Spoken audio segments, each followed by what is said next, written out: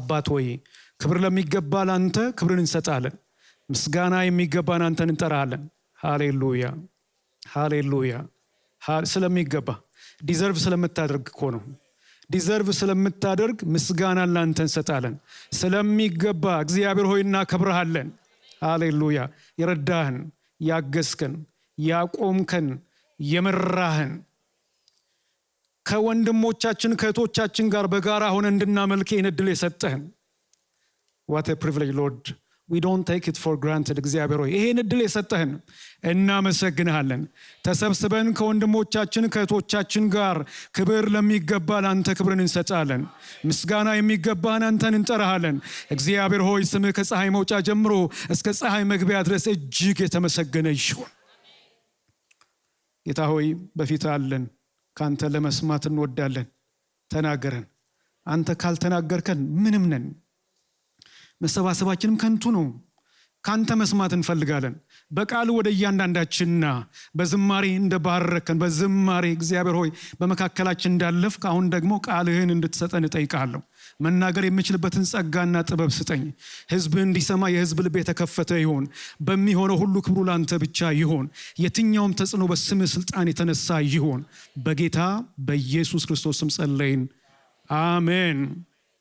ጌታ የተባረከ ይሁን። እንግዲህ ዛሬና እንደ እግዚአብሔር ፍቃድ በሚቀጥለው ሳምንት ሁለት ቦታ ከፍለን ዘዳግም 34 ምዕራፎች ናቸው ያሉት። ሁለት ቦታ ከፍለን ዛሬ ከምዕራፍ 1 እስከ 11 በሚቀጥለው ሳምንት ደግሞ እንደ ጌታ ፍቃድ ከምዕራፍ 12 ጀምሮ እስከ ምዕራፍ 34 ድረስ ይሄንን መጽሐፍ በጋራ እናጠናለን። እንዲሁ መቼም ይሄ የፔንታቱክ የመጨረሻው መጽሐፍ ስለሆነ ትንሽ ማያያዙ አስፈላጊ ነው ብዬ አስባለሁ ከዘፍጥረት ጀምሮ። ምክንያቱም እነዚህ አምስቱ መጽሐፍት ማለት ነው ዘፍጥረት፣ ዘጸአት፣ ዘሌዋውያን፣ ዘሁልቁ፣ ዘዳግም እነዚህ አምስቱ አንድ ላይ ቶራ ማለት በዕብራይስጡ ኢንስትራክሽን እንደማለት ነው። በግሪኩ ደግሞ ፔንታቱክ አምስቱ ጥቅሎች 5 ስክሮልስ የሚባሉ አንዱ ካቆመበት ነው አንዱ የሚቀጥለው። ዘፍጥረት ካቆመበት ዘጸአት ይቀጥላል። ዘጸአት ካቆመበት ዘሌዋውያን ይቀጥላል። ዘሌዋውያን ካቆመበት ዘሁልቁ ይቀጥላል። ዘሁልቁ ዘዳግምን እያለ የተያያዙ ናቸው። ወጥ የሆነ ታሪክ ነው ያለው እና ብዙ ጊዜ ይህንን ክፍል ፕሬዘንት ሳደርግ እኔ ዘፍጥረት የጅማሬ መጽሐፍ ነው። ጀመረ እግዚአብሔር። የፍጥረት ጅማሬ እግዚአብሔር ከሌለ ነገር ውስጥ ያለ ነገር አመጣ፣ ፈጠረ እግዚአብሔር ይላል። የፍጥረት ጅማሬ የውድቀትም ጅማሬ ነው።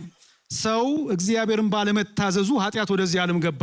የውድቀትም ጅማሬ፣ የውድቀት ብቻ ደግሞ ሳይሆን የተስፋ ጅማሬ። ተስፋ ሰጠ እግዚአብሔር። የወደቀውን ሰው ለማንሳት የወደቀውን ለማዳን ቃል ኪዳን ሰጠ፣ ተስፋን ሰጠ እግዚአብሔር። የጅማሬ መጽሐፍ ጅማሬ። ቀጥሎ ያለው መጽሐፍ ዘጸአት ነው። ዘጸአት መውጣት ነው። ዋናው እዚህ መጽሐፍ ውስጥ ያለው ኢቨንት የእስራኤል ሕዝብ ከግብፅ ባርነት እንዴት ነፃ እንደወጡ ዋናው ሜጀር ኢቨንቱ እዚህ ነው።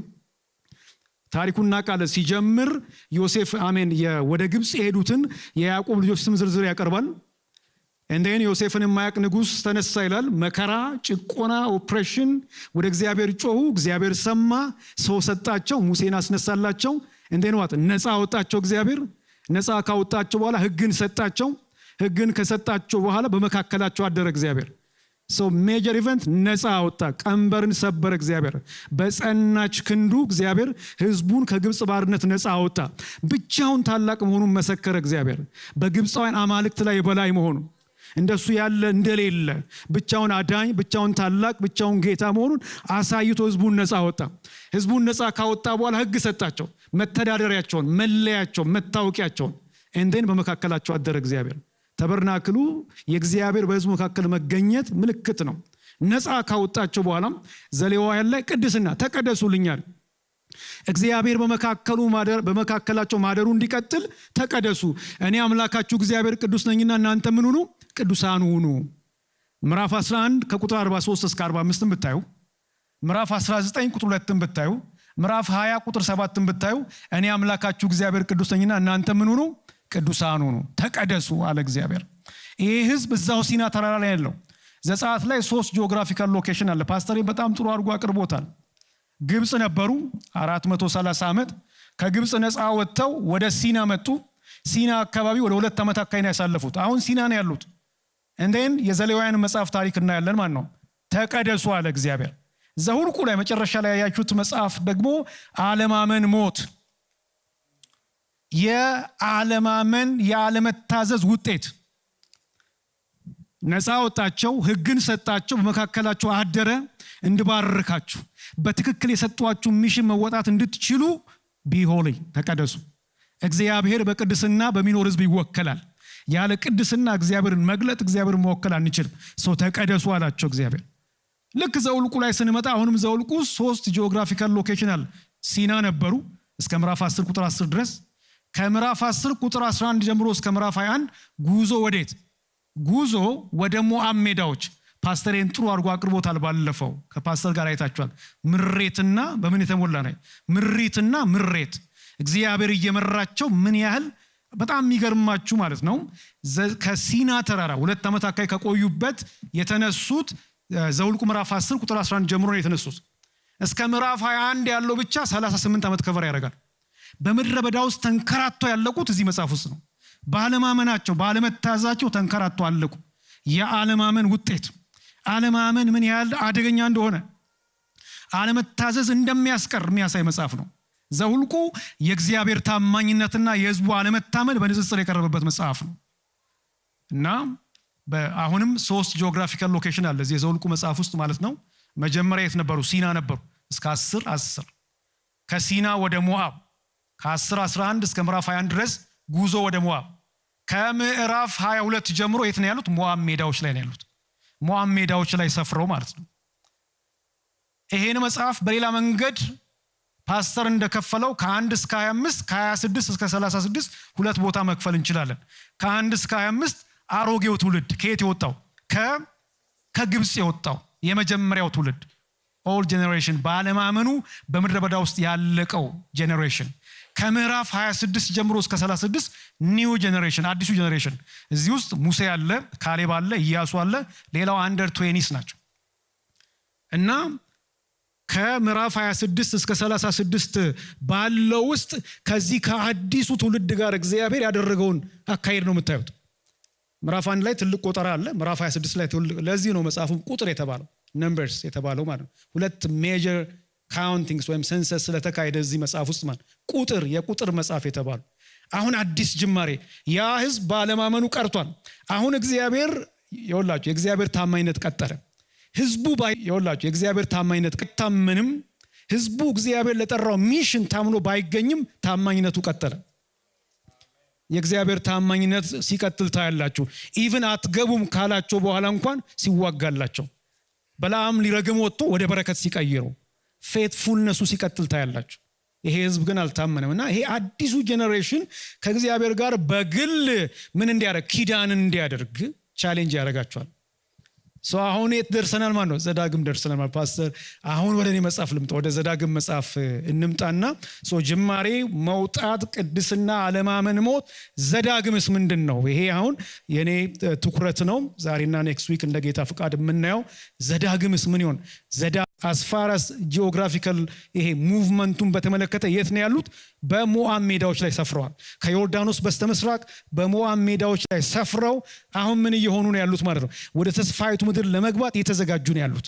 ኦልሬዲ ዘውልቁ ምዕራፍ 26 እስከ 36 ከዚህ ከአዲሱ ጄኔሬሽን ጋር እግዚአብሔር እንቅስቃሴ የዝግጅት ጊዜ ያደረገ ቆይቷል። አሁን ይሄ የመጨረሻው መጽሐፍ የዘዳግም መጽሐፍ የቃል ኪዳን ተሐድሶ። እኔ በእርግጥ ምዕራፍ 1 እስከ 11 ማተኩርበት አስታውሱ አትርሱ፣ በዚህ ሐሳብ ላይ ነው የምናገረው። አስታውሱ አትርሱ። አንዳንድ ቦታ እዛ ኢትዮጵያ እስቲ ድገሙ እስቲ ከኔ በኋላ በሉ ይላል። እንደዛ አልላችሁ፣ አትድገሙ ግን ስሙኝ። አስታውሱ አትርሱ። ይሄ በጣም አንዱ ትልቅ ሜጀር መሪ ሐሳብ ነው እዚህ መጽሐፍ ውስጥ ማለት ነው። ይሄ የዘዳግም መጽሐፍ በጣም የሚገርም መጽሐፍ ነው። የአምስቱ የፔንታቱክ ማጠቃለያም ነው እና አስታውሱ ይላችኋል እግዚአብሔር ለዚህ ለአዲሱ ጄኔሬሽን፣ ለዚህ ለአዲሱ ትውልድ እግዚአብሔር ወደ ተስፋይቱ ምድር ወደ ገባላቸው የተስፋይቱ ምድር ሊያስገባቸው ነው። ከወዲሁ ያስጠነቅቃቸዋል። ይሄ መጽሐፍ 3 አስፔክት ያለፈውን ይከልሳል፣ አሁን ስላሉበት ጊዜ ይናገራል፣ ለወደፊቱ ያዘጋጃቸዋል እና እያዘጋጃቸው ነው። ወደ ኋላ ሄዶ ያለፈውን ታሪካቸውን ይከልስና ትምህርት ውሰዱ ከትላንቱ። ትላንት የሆነውን አስታውሱ እንዳትረሱ። ሲሳካላችሁ የተስፋይቱን ምድር ስትወርሱ ያንን ኤክስፒሪየንስ እንዳትረሱ የመርሳት አደጋ ከፊት እንዳለ እየገለጸ ማለት ነው ያስጠነቅቃቸዋልና ዘዳግም ሕግ ለአዲሱ ትውልድ የተብራራበት መጽሐፍ ነው። ለአዲሱ ትውልድ ሕጉን የሚያብራራበት አዲሱ ትውልድ በግል ከእግዚአብሔር ጋር ኪዳኑን አድሶ እግዚአብሔር የሚፈልገውን ሕይወት እንዲኖር የሚያሳስብ መጽሐፍ ነው። ያንን በዛ ላይ የሚያተኩር ቅድም እንዳልኩት ያለፈውን ያሉበትን ያሁኑን የወደፊቱን የሚሸፍን እንደው የስብከቶች ስብስብ የሚመስል አንድ አምላክ ላይ ፎከስ የሚያደርግ አንድ ሕዝብ፣ አንድ ሕግ፣ አንድ የአምልኮ ስፍራ እዚህ ላይ በጣም ፎከስ የሚያደርግ እንደው የዝግጅት መጽሐፍ ልትሉ ትችላላችሁ። የማስታወስ መጽሐፍ ቡክ ኦፍ ፕሪፓሬሽን፣ ቡክ ኦፍ ሪሜምበረንስ ሊባል ይችላል። 34 ምዕራፎች ያሉት ነው። ይሄን ያህል ካልኩ ወደ አንድ ከምዕራፍ 1 እስከ 11 ላይ እንምጣና አስታውሱ፣ ምን አታርጉ፣ አትርሱ ይላል። ሪሜምበር እንዳትረሱ። ከምዕራፍ 1 እስከ ምዕራፍ 4 ይከልሳል። ወደ ኋላ ተመልከቱ ይላል። ትላንትን ተመልከቱ። እኔ የጀመረበት አጀማመር ራሱ ኢንትረስቲንግ ነው። መጽሐፍ ቅዱስ ከያዛችሁ አሁን ዘዳግም ምዕራፍ 1 ላይ እንሂድና እንዴት እንደጀመረ ብናይ ደስ ይለኛል። ጠቅለል ያለ መግቢያ ጀነራል ኢንትሮዳክሽን ሰርቶ ነው የተነሳው። ከቁጥር 1 እስከ 5 ብታዩ ከዮርዳኖስ በስተምስራቅ አረባ በተባለው ምድረ በዳ ከሱፕ ትይዩ በፋራንና በጦፌል በላባን እንዲህ ያለ ይላል። ሙሴ ለእስራኤል ሁሉ የተናገረው ቃል ይሄ ነው። ማን የተናገረው? ሙሴ ለእስራኤል ሕዝብ። የት ነው ያሉት? ሎኬሽኑን ያስቀምጣል። ከዮርዳኖስ በስተምስራቅ በሞዓብ ሰፍረው ነው ያሉት። ሙሴ ነው ይሄን ያስተላልፈው። ከዛ ይቀጥልና እስከ ምዕራፍ 4 ድረስ ስታዩ ያለፈውን ይከልስላችኋል። እንዴት አብርሃምን እንደመረጠ እንደጠራ፣ እንዴት እግዚአብሔር ኪዳን እንዳረገ ተስፋ እንደሰጠ፣ እንዴት እንደመራቸው፣ እንዴት እዚህ ድረስ እንዳደረሳቸው ታሪክን የኋሊት ይተርካል ማለት ነው። የሚገርም ነው እና ሂስቶሪካል የሆነ ነገር ያቀርባል እስከ ምዕራፍ 4 ድረስ እንመለከት ማለት ነውና አሁን ያሉበት ኢንስፓየር ለማድረግ የነሱን የትላንት ታሪክ ይከልሳል። እግዚአብሔር እንዴት እየረዳ እንዴት እያገዘ እንዲህ እንዳደረሰ እዚህ እንዳደረሳቸው ያነሳላቸዋል፣ ይከልስላቸዋል። ከዛ 5 እና 6 ላይ ኪዳኑን ያጸናል። ልክ ከከለሰላቸው ያለፈውን ነገር እንዳለ ከወደ ኋላ ሄደው ካቀረበ በኋላ ኪዳኑን ያጸናዋል። 10ቱን ትእዛዛት እንደገና ያብራራል። ምናልባት ዘጸአት ምዕራፍ 30 ላይ 10ቱን ትእዛዛት አይታችኋል። አሁን ዘዳግም ምዕራፍ 5 ላይ ይመለሳል። የትላንቱን ይከልስና የዚህን ሕዝብ መታወቂያ የሆነውን የዚህ ሕዝብ ዋና የሆነውን ሕጉን ያነሳል። 10ቱን ትእዛዛት ያነሳል። ይሄ መታወቂያቸው ነው፣ ይሄ መተዳደሪያቸው ነው፣ ይሄ መለያቸው ነው፣ ይሄ ዋናቸው ነው።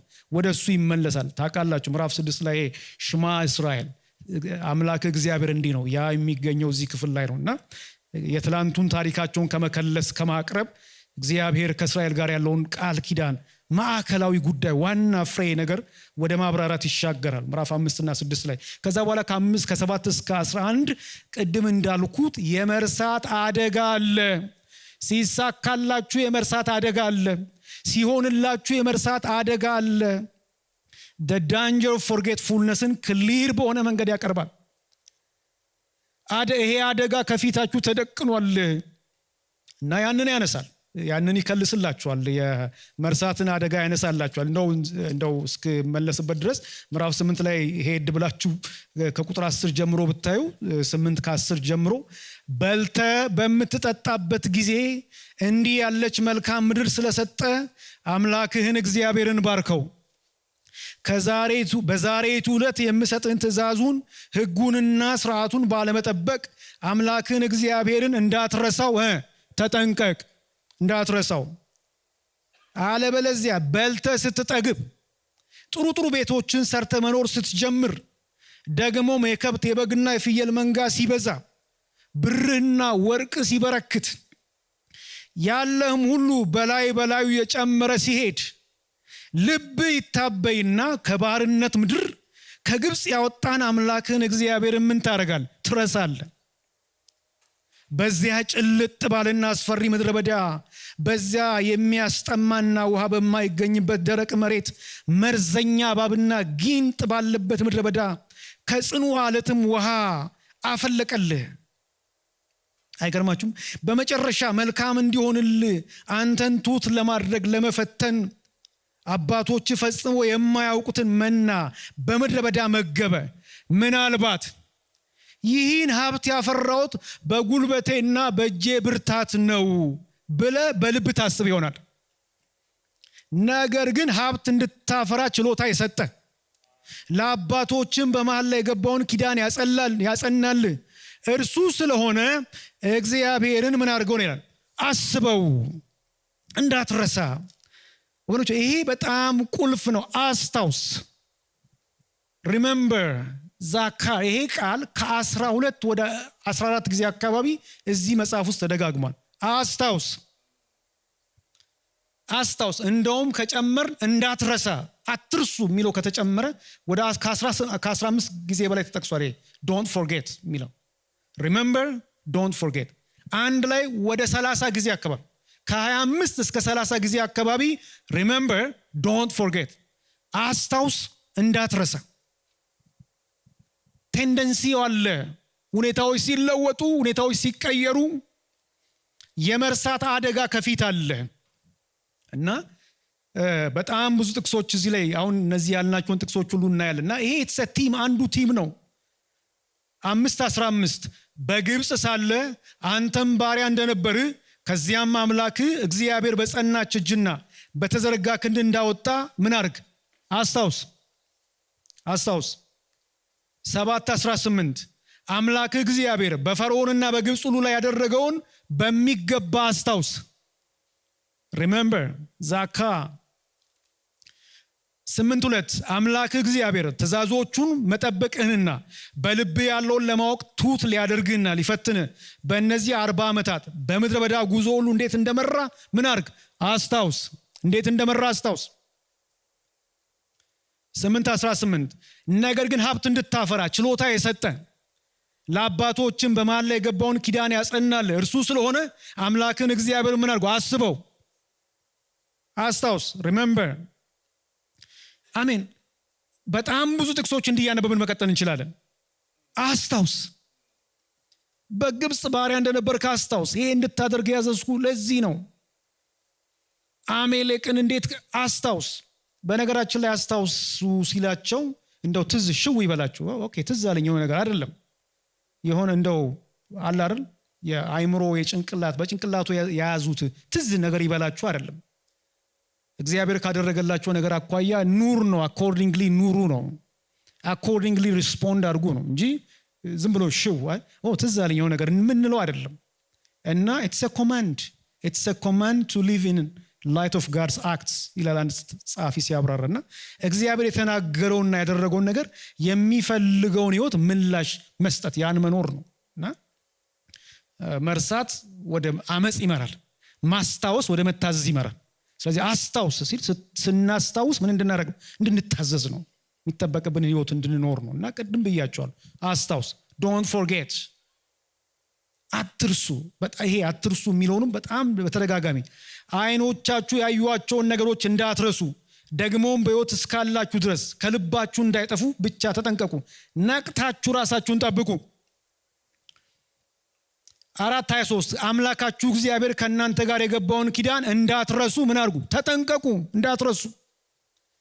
አሁን እነዚህን ጥቅሶች እንዲሁ እያነበብን ብዙ መቀጠል እንችላለን፣ ግን እንዲህ እንሰብስበው። ምን ያስታውሱ? ቢያንስ 5 ነገር በፍጥነት እንገራችሁ እና አስታውስ፣ አትርሳ። ይሄ ምርጫ ነው። በነገራችን ላይ አስቸኳይ ምላሽ የሚፈልግ እርጀንት ነው። አስታውሱ፣ እንዳትረሱ ይላል። በዛሬቱ ዕለት የምሰጥህን ሲል ዛሬ ከአሁን ጀምሮ ኢትስ እርጀንት ምላሽ ይፈልጋልና አስታውሱ፣ እንዳትረሱ ይላል።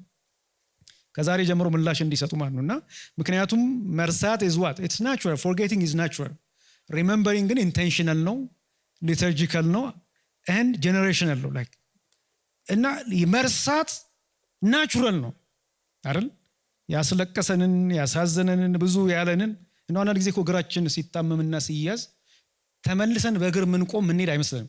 እንደው አንዴ በእግር ይሄ የቆምን ቀን ግን ያንን ጊዜ አናስታውሰው ማለት so it's natural, forgetting is natural። እና ምንድነው እሱ ኢንቴንሽናል ሆኖ እንዲያስታውሱ የፈለገው ሚለውን ምን ያስታውሱ ሚለውን በተለይ ከምዕራፍ 1 እስከ 11 እና እንደው መጽሐፉንም ኮንሲደር በማድረግ አንድ 5 ነጥቦች በፍጥነት ልስጣችሁና እሱ ላይ እንነጋገር። አንደኛ ባሮች እንደነበራችሁ አስታውሱ ይላል። ባሮች ነበራችሁ፣ ይሄን አስታውሱ ይላችኋል። በጣም በተደጋጋሚ ባሮች እንደነበራችሁ እንዳትረሱ። ባሮች ነበሩ። የት? በግብፅ 430 ዓመት በግብፅ ነበሩ። ከዚህ ውስጥ ወደ 400 አካባቢ ሰፈር ሲያደርጉ ነው የቆዩት። ለዚህ ነው አንዳንድ ጥቅሶች አንዱ ቦታ 400 ዓመት አንዱ ቦታ 430 ዓመት የሚለው። ኦል ቱጌዘር የቆዩት 430 ዓመት ነው። በጣም ሰፈር ያደረጉት በመከራ ውስጥ ያሳለፉት is around 400 years እና ባሮች እንደነበራችሁ አስታውሱ። ቀደም ያነበብኩት ጥቅስ አለ። በግብፅ ሳለ አንተም ባሪያ እንደነበርክ ከዚያም አምላክ እግዚአብሔር በጸናች እጅና በተዘረጋ ክንድ እንዳወጣ አስታውስ። 5:15 አንተም ራስህ በግብፅ ባሪያ እንደነበርክ አምላክ እግዚአብሔር እንደተቤዠ አስታውስ። አይገርማችሁም? ባሮች ቀጥረው ማሰራት ሲጀምሩ ባሮች እንደነበሩ መርሳት የለባቸውም። the tendency is there የመርሳት እና ከምን አይነት አሰቃቂ የባርነት ህይወት ነፃ እንደወጣችሁ አትርሱ። በፍጹም አትርሱ። እግዚአብሔርን እያመሰገኑ መኖር የሚችሉት ባሮች እንደነበሩ ያንን ሲያስታውሱ ነው። ከምን አይነት ህይወት ውስጥ እንደወጡ ሲያስታውሱ ነው። ነፃነታቸው በእግዚአብሔር የተገኘ ነው። በነፃነት አልጀመሩም። በእግዚአብሔር የተሰራ እንጂ የእነርሱ መዋጮ የለበትም እዚህ ውስጥ። ወገኖች ሆይ ሃሌሉያ። ከጌታ በፊት የነበራችሁን ህይወት አስታውሱ። ምን አይነት ህይወት ውስጥ እንደነበራችሁ አስታውሱ። ጌታ የሰበረላችሁን ቀንበር አስታውሱ። ከምን አይነት እስራት ጌታ እንደፈታችሁ አስታውሱ። የተበጣጠሰልን ወጥመድ እናስታውስ። በፍጹም አትርሱ እንጂ። ይሄ ቤዚክ ትሩዝ ነው። እና ቤዚክ ትሩዝ is powerful፣ ጉልበታም። ከቤዚክ ትሩዝ ስንርቅ ክርስትና ሙት ይሆናል፣ አድካሚ ይሆናል፣ አሰልቺ ሃይማኖታዊ ስርዓት ይሆናል። እና ከየት ባሮች እንደነበራችሁ አስታውሱ ይላል። አንደኛ። ሁለተኛ እግዚአብሔር ነፃ እንዳወጣችሁ አስታውሱ። ከዚያ ከባርነት ህይወት ነፃ ያወጣቸው ማን ነው? እሱ እግዚአብሔር። ሃሌሉያ። የጌታ ስም የተባረከ ይሁን። እንዲህ ይላል እንደውም በጸናች እጁና በበረታች ክንዱ ይላል። ሃሌሉያ። እግዚአብሔር ነፃ አወጣቸው።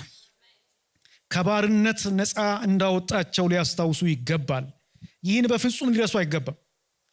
እነርሱ ነፃ ለመውጣት የተገለጠውን የእግዚአብሔር ክብር ኃይል፣ እነሱን ነፃ ለማውጣት የታደጋቸውን ያዳናቸው እግዚአብሔርን በፍጹም ሊረሱ አይገባም።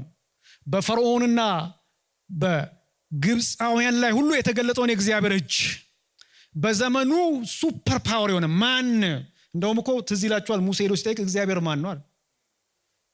እግዚአብሔርን አላውቅም ህዝቡንም አልለቅም አለ። ማን ነው እሱ? እግዚአብሔር አለ። በዚህ ጠንካራ በነበረው ፓወርፉል በነበረው የእግዚአብሔር እጅ ተገለጠ። በጸናች ክንድ እግዚአብሔር ህዝቡን ነፃ አወጣ። እንዳትረሱ የሆነውን ነገር፣ እንዴት ቀንበራችሁን ሰብሮ ነፃ እንዳወጣችሁ፣ እንዴት እንዳዳናችሁ አስታውሱ ይላል። በግብፅ ሳለ አንተም ባሪያ እንደነበር ከዚያም አምላክ እግዚአብሔር በጸናች እጅና በተዘረጋ ክንድ። ሃሌሉያ። ጌታ ስም የተባረከ ይሁን። ይሄ በጣም ሙቪ ያደርገኛል። በጸናች እጅና በተዘረጋ ክንድ እግዚአብሔር ታላቅነቱን ገናናነቱን አስመስክሮ ህዝቡን ነፃ አወጣ። ግብፃውያን እኮ እነዛን አማልክት ያመልኩ ነበር አይደል? ፀሐይ ያመልኩ ነበር፣ አጨለመው። ውሃ ያመልኩ ነበር አይደል? ወደ ደም ለወጠው አይደል? ፈርዖን እንደ አምላክ ነው የሚታየው፣ የሱም በኩር ሞተ። ኔክስት ጋድ። በግብፃውያን አማልክት ላይ ብቻውን የበላይ እንደሆነ፣ ብቻውን ታላቅ እንደሆነ፣ ብቻውን አዳኝ እንደሆነ፣ ቻይ እንደሆነ ገለጠ እግዚአብሔር። በክብር ወጡ በዝብዘው ምርኮ። እና እንዳትረሱ አምላክ እግዚአብሔር በፈርዖንና በግብፅ ላይ ያደረገውን በሚገባ አስታውስ ይላል 7:18። በግብፅና በፈርዖን ላይ ያደረገውን በሚገባ አስታውስ። ተመልከቱ፣ ይህ ህዝብ ባለመታዘዙ አልቋል። አሁን አዲስ ጄኔሬሽን ነው። የሰፈሩት ሞዓብ ሜዳዎች ላይ ነው። ዮርዳኖስን ተሻግረው የተስፋይቱ ምድር ሊወርሱ ነው። ከወዲሁ ያሳስባቸዋል። እንዳትረሱ፣ የጌታን እጅ እንዳትረሱ፣ የተገለጠውን የእግዚአብሔር ማዳን እንዳትረሱ አስታውሱ።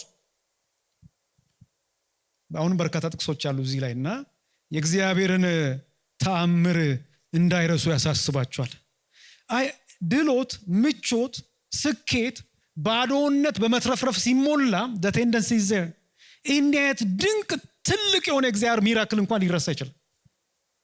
ምን ዘጸአት ውስጥ አይታችኋል አይደል? ላይክ በጣም የሚገርም የእግዚአብሔር ክብር የእግዚአብሔር እጅ ተገልጦ እንዴት ቀይ ባህር ተከፍሎ እንደተሻገሩ እንዴት ከአለት ውስጥ ዋሲት ግን ወዲያው ይረሱና እኛ በግብጽ ወደ ኋላ ይመኛሉ። አይ very interesting ሰው መርሳት is natural ቀደም ብያችኋል አይደል? it's natural ግን intentional ሆኖ ማስታወስ ያስፈልጋል ማለት ነውና የእግዚአብሔርን ተአምር እንዳይረሱ ያሳስባቸዋል።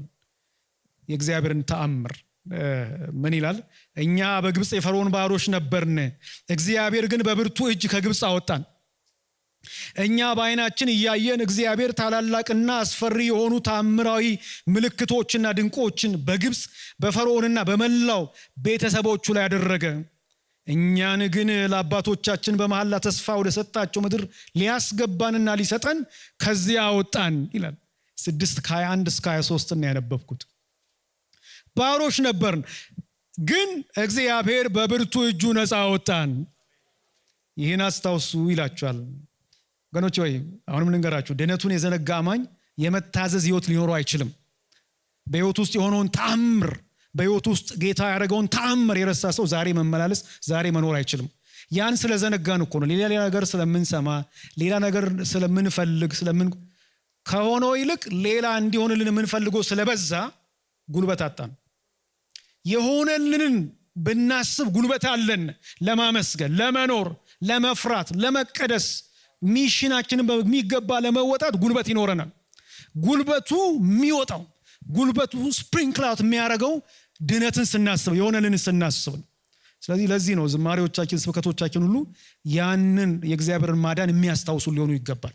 ያንን ስናስታውስ በቃ ምላሽ ለመስጠት እንነሳለን፣ እንቆማለን። እና ለዚህ ነው እኔ የእግዚአብሔርን የማዳን ስራ የተገለጠውን ምህረት፣ ቸርነት፣ ታላቅ ፍቅር የዘነጋ አማኝ እግዚአብሔርን የሚያከብር ህይወት ሊኖር አይችልም።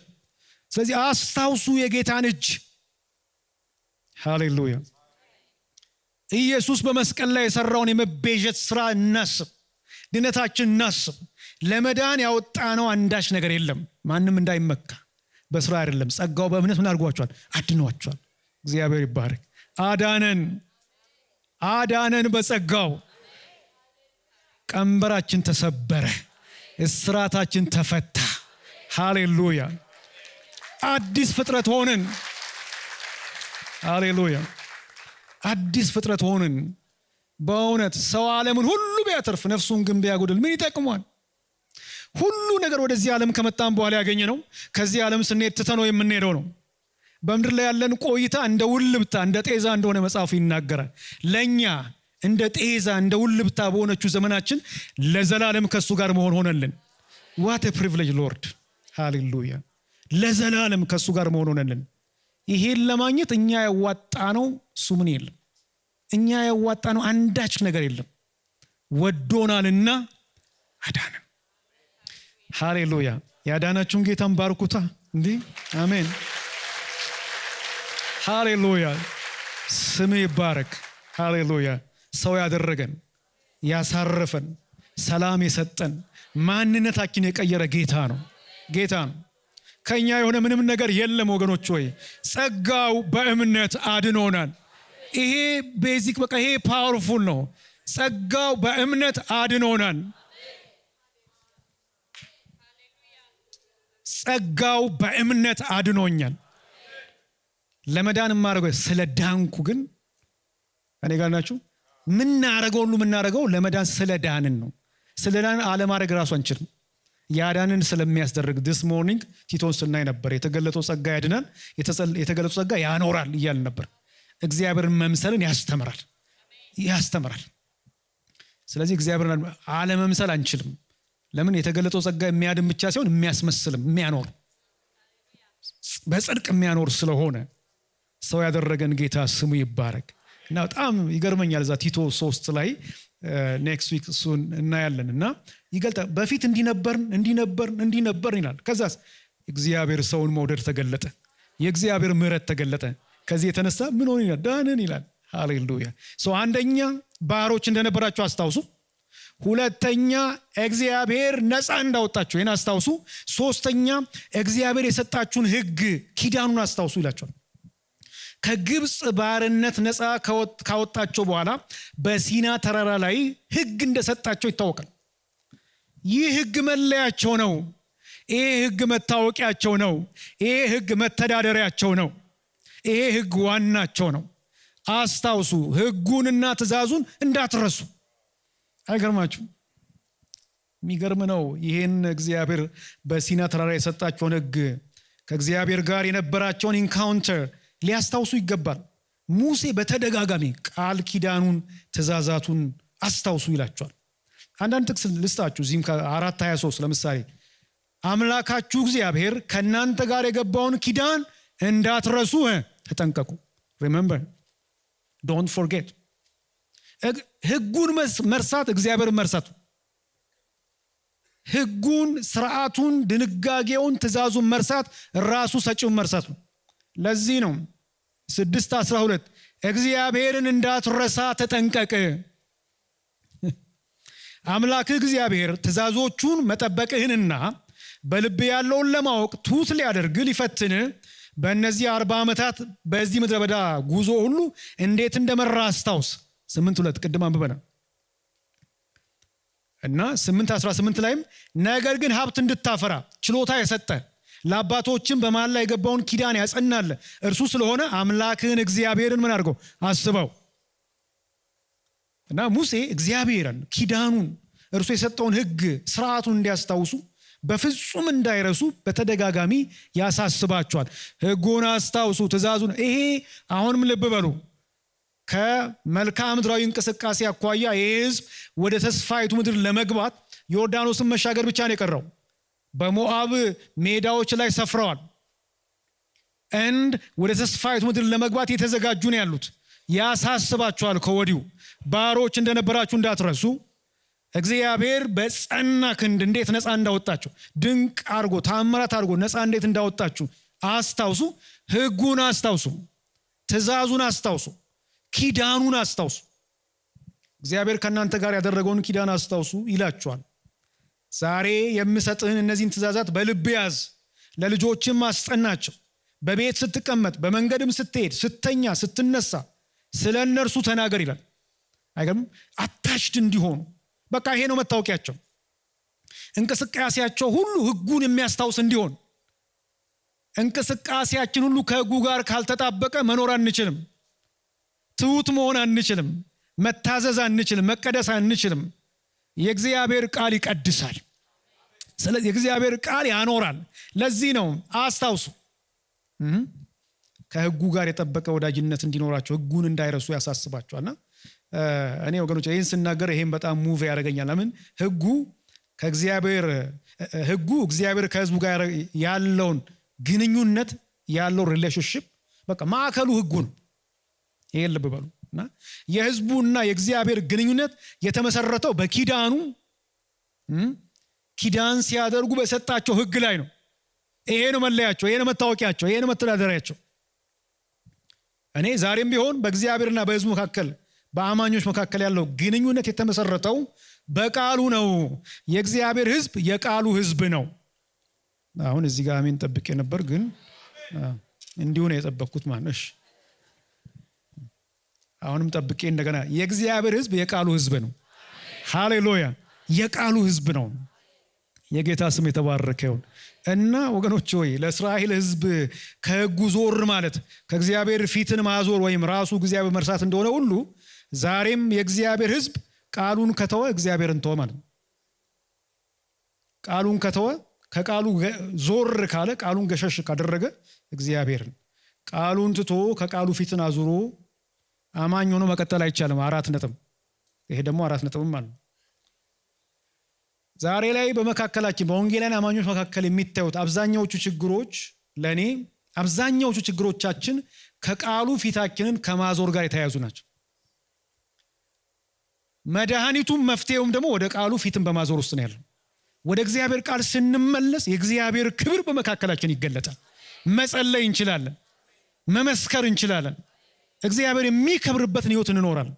ለምን? የእግዚአብሔር ቃል እኮ ይሰራል። ፓወርፉል ነው። ይሄ አሁን ስለዚህ እዚህ ውስጥ ነው ያለው እና እኔ ይሄን የተዘጋጀው ወደ ቃሉ የሚመልስ የእግዚአብሔርን ቃል የሚያስወድድ የመንፈስ ቅዱስ ኃይል እያንዳንዳችን እንዲነካን ጸለይኩ። that's my prayer። ቃሉን የሚያስወድድ ቃሉን የሚያስብል የእግዚአብሔር መንፈስ ያገኘን ወገኖች ሆይ ያገኘን፣ ይዳሰን፣ ይንካን። የእግዚአብሔር ክብር በመካከላችን ይገለጥ። ሃሌሉያ።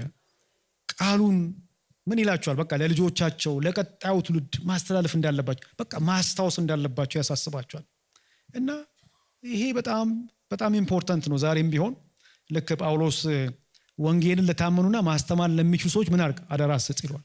ወንጌልን እስር ቤት ውስጥ ሆኖ እንደሚሞት አንደርስታንድ አድርጎ የሚናዘዘው ወንጌልን፣ ዋናው ጉዳይ ወንጌል የጳውሎስ ዋናው ጉዳይ ማንና ዛሬ ምን ይሆንኛ ቃሉ በህይወታችን በቤታችን በቤተ ክርስቲያናችን የቱ ጋር ነው ያለው?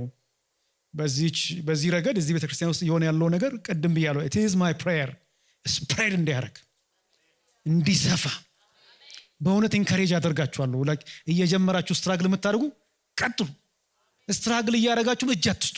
ኢትስ ኦኬ ስትራግል ብታደርጉ። ዛሬ ማንበብ ጀምራችሁ ነገ ባትችሉ ኢትስ ኦኬ። ከነገ ወዲያ እንዳታቆሙ። አሁንማ ቢሃይንድ ኖ። ለእግዚአብሔር ነገር ቢሃይንድ የሚባል ነገር ነው። ጊዜ ግባ። በቃ ጊዜ ስታገኝ አሜን ነው። በቃ አይ ጊዜ ሳገኝ አንዴ ቁጭ እያነባል። ኖ ኖ ኖ። አሁን ጊዜ ከሌለን መቼም ጊዜ የለን። ለእግዚአብሔር ነገር አሁን ጊዜ ከሌለ መቼም ጊዜ የለም። እሺ ይሄ እሺ ጌታ ይባረክ። አስታውሱ እንዳትረሱ ይላል። ሌላው ምንድነው ማስታወስ ያለባቸው? አራተኛ ደርሰናል። እግዚአብሔር በምድረ በዳ እንዴት እንደመራችሁ አስታውሱ ይላል። በምድረ በዳ የተገለጠውን የእግዚአብሔር ምሪት የእግዚአብሔር መግቦት እንዳትረሱ ይላል። አችሁ ባሮች ነበራችሁ፣ ነፃ ወጣችሁ፣ ሕግ ሰጣችሁ። አሁንስ በምድረ በዳ መገባችሁ፣ መራችሁ። ሃሌሉያ። እና ይሄ እንዳትረሱ ምሪቱን መግቦቱን አስታውሱ ይላል። ፕሮቪዥኑ ቀደም ባሮች ነበራችሁ፣ ነፃ ወጣችሁ፣ ሕግ ሰጣችሁ። ደግሞም ከሰማይ መና የመገበ ከአለት ውሃ ፍልቆ እያጠጣ ጠላቶቻችሁን በፊት ለፊታችሁ እየመታ እየጠረገ እያስወገደ ከሚጎዳችሁ ነገሮች ሁሉ እየጠበቀ መራችሁ። ይህን ድንቅ የሆነውን የእግዚአብሔር ምሪት የእግዚአብሔር መግቦት እንዳትረሱ አስታውሱ። ሪሜምበር ዶንት ፎርጌት። ይሄንን ቀደም ብያለሁ። እንረሳለን። በእውነት እየተናገርኩ የጌታ መንፈስ የረሳነውን ነገር እንዲያስታውሰን it is my prayer። የምድረ በዳ ጉዞው በራሱ የስልጠና ጉዞ ነው እኮ እሱ የስልጠና ጉዞ። እግዚአብሔር የራሱ ኮሌጅ የስልጠና ካምፕ ነበር ያዘጋጀላቸው። ከግብፅ ነፃ ወጣቸው፣ ከዛ ካምፕ ነው ያስገባቸው። ግብፅ ሴንስ ኦፍ አይደንቲቲ ፈጠረ። ላይክ they are different እዛ በነበሩበት ጊዜ። አሁን ሌላ ትሬኒንግ። አይገርማችሁም? የእግዚአብሔር ትሬኒንግ እኮ በቃ የሚገርም ነው። እዚህ ምዕራፍ ላይ ያለው ትሬኒንግ እና እዚህ ቀጥሎ ያለው ምዕራፍ ላይ ያለው ትሬኒንግ ይለያያል። አንዳንዱ ጥቅጥቅ ያለ ጽሑፍ ያለው በቃ ከባድ ነው። አንዳንዱ ደግሞ አበባ ምናምንም አለው ዘርዘር ያለ ነው። ሲገለጥ ሌላ። አሁን ሌላ ካምፕ ነው የገቡት። የት ነው የገቡት? ወደ ምድረ በዳ ውስጥ አስገባቸው እግዚአብሔር። የራሱ ኮሌጅ አስገባቸው እና በምድረ በዳ ውስጥ የመራቸው ማን ነው? እግዚአብሔር ነው። እንዲህ ይላል አንብብላችሁ። አምላክህ እግዚአብሔር ትእዛዞቹን መጠበቅህንና በልብ ያለውን ለማወቅ ትሁት ሊያደርግ ሊፈትን በእነዚህ 40 ዓመታት በዚህ ምድረ በዳ ጉዞ ሁሉ እንዴት እንደመራ አስታውስ። 8:2 ነው ያነበብኩት። ሊፈትሻቸው ሊመረምራቸው ምን ያህል በእርሱ እንደሚታመኑ ቼክ ለማድረግ ትሁት ሊያደርጋቸው መራቸው። እና ደስ የሚለው የእግዚአብሔር የስልጠና ካምፕ ማዕከል በእግዚአብሔር ምሪትና ፕሮቪዥን የታጀበ ነው። ለስልጠና የሚያስፈልገውን ትጥቅና ስንቅ አዘጋጅቶ ነው የሚያሰለጥነው። ዞር ብሎ ትቶ አይደለም። አይገርማችሁም? ይሄ ራሱ እግዚአብሔር ወደ ካምፓስ ገብቶ ዞር የሚል አይደለም። እግዚአብሔር እሱ ቅድም እንዳልኩት ስንቅና ትጥቅ እያቀበለ ጠላቶቻቸውን በፊታቸው እየመታ ድል እያቀዳጃቸው መራቸው። እንዲህ የሚል ጥቅስ አለ ምዕራፍ 1 ከ30 እስከ 31 ላይ እዚሁ ዘዳግም ላይ በፊታችሁ የሚሄደው አምላካችሁ እግዚአብሔር ከዚህ በፊት አይናችሁ እያየ በግብፅ እንዳደረገላችሁ ሁሉ አሁንም ለእናንተ ይዋጋል። ሃሌሉያ። በምድረ በዳው እንዳደረገ ሁሉ በዚያም አባት ልጁ እንደሚሸከም እናንተን አምላካችሁ እግዚአብሔር እዚህ ስፍራ እስክትደርሱ በመጣችሁበት መንገድ ሁሉ እንዴት እንደተሸከማችሁ አይታችኋል። እዚህ እስክትደርሱ እንዴት እንደተሸከማችሁ አይታችኋል ይላል። ሃሌሉያ። በመንገዳቸው ሁሉ ተሸክሞ እዚህ ያደረሳቸው እርሱ ነው። አባት ልጁ እንደሚሸከም ተሸክሞ እዚህ ያደረሳቸው እሱ ነው። ከልጆቻችሁ ጋር ወክ ስታረጉ ላይ ሲደክማቸው ወክ ማድረግ ሲያደርጋቸው what do you do? you just pick them up አይደል? ላይ አባት ልጁ እንደሚሸከም ተሸክሞ የመራቸው እስከዚህ ድረስ ያደረሳቸው እግዚአብሔር ነው። ልቀጥል እንደ ይሄኛውን ፓርትማ ብዙ መቀጠል ይቻላል። እግዚአብሔር ከሰማይ መና መገባቸው፣ ከጽኑ አለት ውሃ አፍልቆ አጠጣቸው። እግዚአብሔር በምድረ በዳ የመገባቸው እግዚአብሔር ነው። ምን ይላል 8:3 ሰው ከእግዚአብሔር አፍ በሚወጣው በእያንዳንዱ ቃል እንጂ በእንጀራ ብቻ እንደማይኖር ሊያስተምር አስራበ።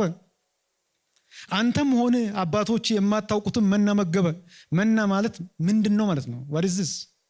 ምንድነው አበላቸው? ምንድነው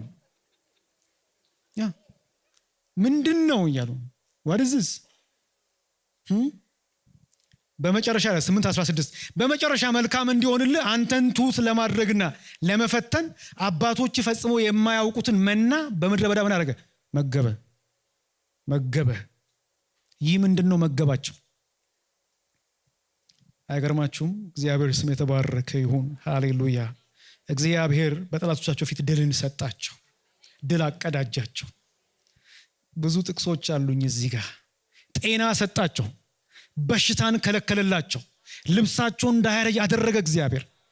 እንዲህ የሚል ጥቅስ አለ 7:15 እግዚአብሔር ማናቸውን በሽታ ነፃ ያደርግሃል፣ በግብፅ የምታውቃቸው እነዚያን አሰቃቂ በሽታዎች በሚጠሉ ሁሉ ላይ እንጂ በአንተ ላይ አያመጣብህም።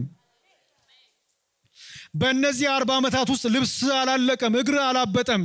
8:4 በምድረ በዳ በመሯችሁ በእነዚህ በ40 ዓመታት ውስጥ ልብሳችሁ አላረጀም፣ የእግራችሁም ጫማ አላለቀም። 29:5 በቃ ምን አለፋችሁ በእነዚህ 40 ዓመታት እግዚአብሔር መራቸው፣ ረዳቸው። ሃሌሉያ። እና አትርሳ፣ ዶንት ፎርጌት እንዴት እንደረዳ እንዴት እንደመራ እስከዚህ ድረስ እግዚአብሔር እንዴት እንዳደረሰ ዶንት ፎርጌት።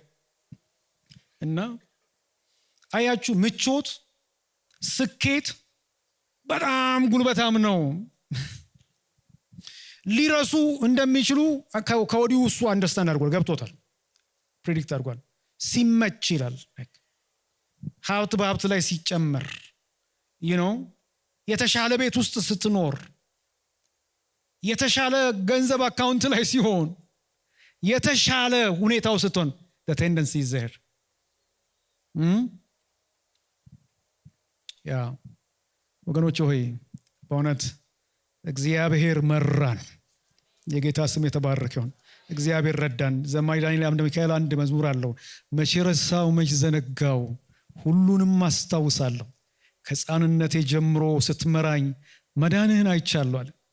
እጆቼን ላንሳ ላክብር፣ ምስጋናዬን ተቀበለው። ብቻውን ተአምር የሚያደርግ የሚሰራ ኧረ እንዳንተ ያለ ማን ነው? ኧረ እንዳንተ ያለ ማን ነው? አላ በሃዲኖ ሳታል ኧረ እንዳንተ ያለ ማን ነው? ሃሌሉያ አሜን። ሁሉም አልፎ እዚህ መድረሴ በጸጋ እንጂ መች በራሴ ክብርን ላንተ እሰጣለሁ ለጊዜ ዘምራለሁ። ሃሌሉያ አሜን።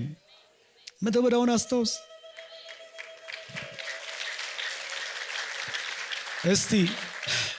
እስቲ ጥቂት ደቂቃ ወስዳችሁ ወደ ኋላ ተመልከቱ። ታሪካችሁን፣ ጉዟችሁን ቃኙ። በስንቶቻችሁ ጉዞ ውስጥ የእግዚአብሔር እጅ በኃይል ተገልጧል? አምናለሁ ሁላችሁም እዚህ የደረሳችሁት በእግዚአብሔር ነው፣ በእርሱ ነው። እኔ አስታውሳለሁ ታሪኬን ወደ ኋላ ሳይ ጌታን ብቻ ከፍ ብሎ አየዋል። ሃሌ ሲያበላኝ አይቻለሁ፣ ሲያጠጣኝ ሲያለብሰኝ አይቻለሁ። ሊትራሊ አሁን እንትን እንዳይመስላችሁ ይሄ እንዲሁ ስለሚባል አይደለም፣ ስለሚባል የሚባል አይደለም። በር የተንኳኳ ምግብ ቤት ድረስ መጥቶ በልቼ ያውቃል። ሃሌሉያ የጌታ ስም የተባረከ። ወገኖች ሆይ አትርሱ፣ አስታውሱ። እንዴት እዚህ እንደደረሳችሁ አስታውሱ፣ አትርሱ ይላችኋል። ዶንት ፎርጌት ሪሜምበር። እድሜ ተቀጥሎለት በሕይወት ያለና ለእግዚአብሔር የተሳለው ስለት የረሳ ይኖር ይሆን በእኛ መካከል? ጌታ ሆይ ይህን በሽታ ከላይ ላይ ካነሳ አገለግልሃለሁ፣ ኖርልሃለሁ። ጌታ ሆይ ይህን ካሳለፍከኝ እንዲሆናለሁ ያለ የረሳ ይኖር ይሆን? የእግዚአብሔር ሕዝብ ሆይ የእግዚአብሔርን ምሪት፣ የእግዚአብሔርን መግቦት፣ እግዚአብሔር የተዋጋላችሁን ውጊያ አትርሱ። አባት ልጁ እንደሚሸከም ተሸክመን እርሱ ብቻውን መርቶ እዚህ ያደረሰን። የምድረ በዳውን ጉዞ የረሳ ዛሬ ላይ የብዙዎችን ሕይወት የምድረ በዳ ጉዞ ያደርግባቸዋል። እሺ እና ያው ልጠቅልለው፣ አምስተኛም አለ አክቹአሊ አንድ አለ። ይሄን ብቻ አለ ማስታወሱ ያላቸው እግዚአብሔር ያልታመኑትን ያልታዘዙትን እንደቀጣ አስታውሱ ይላል። አጭ ፖዚቲቭን ብቻ አይደለም፣ ያልታመኑበትን ያልታዘዙትን እንደቀጣ አስታውሱ። ለምን? ካልታዘዛችሁ ይቀጣችኋል ነው ያለው። that is the point። በእርሱ ባለማመን የእርሱን ትእዛዝ ባለመጠበቅ በምድረ በዳ ባስቆጡት ላይ የተገለጠውን የእግዚአብሔርን ቁጣ የእግዚአብሔርን ፍርድ አስታውሱ። ያን ሲያስታውሱ ምን ያህል ይጠነቀቃሉ?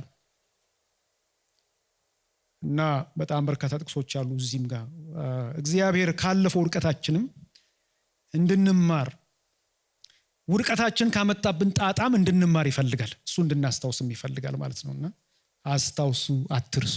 አንደኛ ባሮች እንደነበራችሁ አስታውሱ። ሁለተኛ እግዚአብሔር ነፃ እንዳወጣችሁ አስታውሱ። ሶስተኛ እግዚአብሔር የሰጣችሁን ሕግ ኪዳኑን አስታውሱ። አራተኛ እግዚአብሔር በምድረ በዳ እንዴት እንደመራችሁ አስታውሱ። አምስተኛ እግዚአብሔር ያልታመኑበትንና ያልታዙትን እንደቀጣ አስታውሱ። ለምን ነው ማስታወስ ያለባቸው? ዋው ትሁት እንዲሆኑ። ካልሆነ ይወጠራሉ። ካልሆነ በጣም ከባድ ነው። እግዚአብሔር እንዲታዘዙ ቅድም ብያለሁ። remembering is not just mental። ምንድን ነው ያልነው? it is obedience, it is living, it is responding accordingly።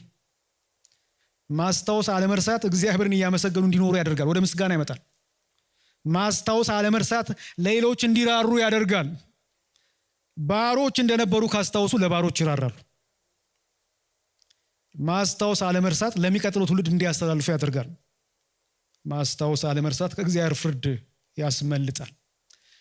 እና ያሳስባችኋል። ምን ማድረግ አለባችሁ ለማስታወስ? በቃ የሚያስታውሳችሁን ነገር አድርጉ ነው የሚለው። የሚያስታውስ ነገር፣ ብዙ የሚያስታውስ ነገር። አንዱ ሕጉ፣ ከሕጉ ጋር የጠበቀ ወዳጅነት መፍጠር፣ ሕጉን በልቦናችን ማሳደር። በዓላት እኮ የሚያከብሩት ለማስታወስ ነው። የተለያዩ ሃይማኖታዊ በዓላት፣ የምስጋና ጊዜ፣